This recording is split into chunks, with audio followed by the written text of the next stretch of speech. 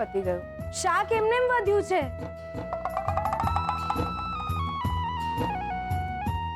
લ્યો બોલો, આમને શાક વધ્યું છે એ દેખાય છે.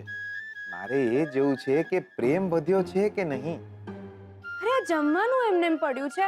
આ શું તમે કરી રહ્યા છો? અલાર્મ વાગી જ્યો. હવે મસ્ત જઈને થોડી વાર ઘટાઈ જઈશ. બપોરે જમ્યા પછી છે ને દિયોર, આપણે થોડી વાર ઊંઘવા જોઈએ.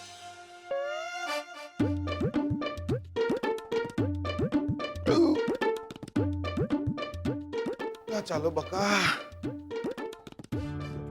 હું જાણું છું કે તમે કેમ રિસાઈ ગયા છો. કાલે જે થયું છે એ પછી તમને એવું લાગ્યું છે કે મને એમના માટે ખૂબ ચિંતા છે, ખૂબ લાગણી છે. પણ હું તમને જ નહીં, આ ઘરમાં કોઈને પણ એવું નહીં લાગવા દઉં કે મને એમના માટે કેટલી લાગણી છે, કેટલી માયા છે.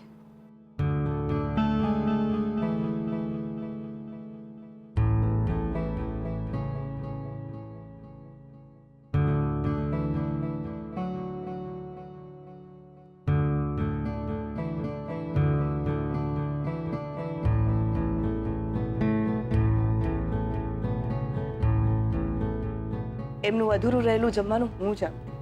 એમને ગમતું નહીં.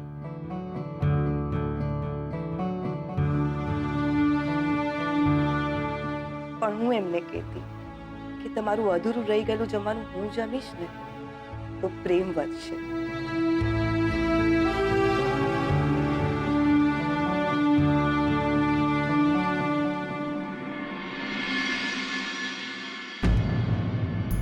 લક્ષ્મી જીગરનું વધેલું જમી રહી છે.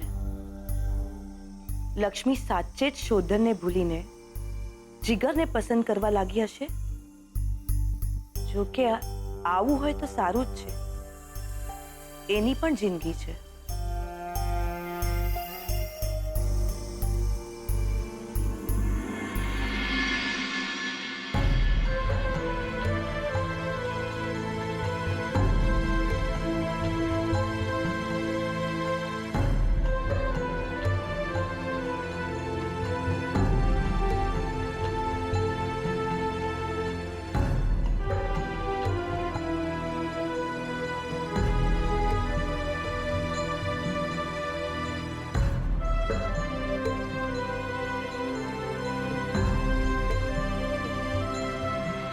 આ તો પ્રેમ વધી જ જ્યો દિયોર.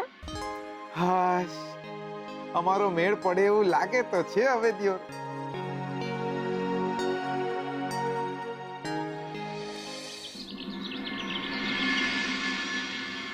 મમ્મા, આમ જોવા જઈએ તો સારું થયું કે આપણે સ્વીટુના પતિને મળી લીધું.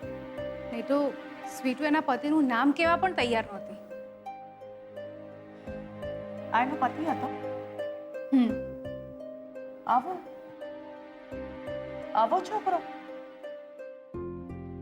જો આવો છોકરો એનો પતિ હોય તો એમાં એને દુનિયાથી ગભરાવાની કે પછી દુનિયાથી એને છુપાવવાની ક્યાં જરૂર છે? Leave it. એ એની પર્સનલ લાઈફ છે. સારું છે, હવે તો એનો પતિ એને છૂટાછેડા આપવા માટે પણ તૈયાર છે. હવે તો એના છૂટાછેડા પણ જલ્દી થઈ જશે અને જીગર સાથે લગ્ન પણ. મમ્મા, હવે તો એના છૂટાછેડા થઈ જશે. એ પછી તો અમારા લગ્ન એક સાથે કરાવીશ ને. લગ્ન નક્કી તો થવા દે. કારણ કે જ્યાં સુધી આ છોકરી તારી જિંદગીમાં છે ને, વારે વારે વિઘ્નો તો આવ્યા જ કરશે.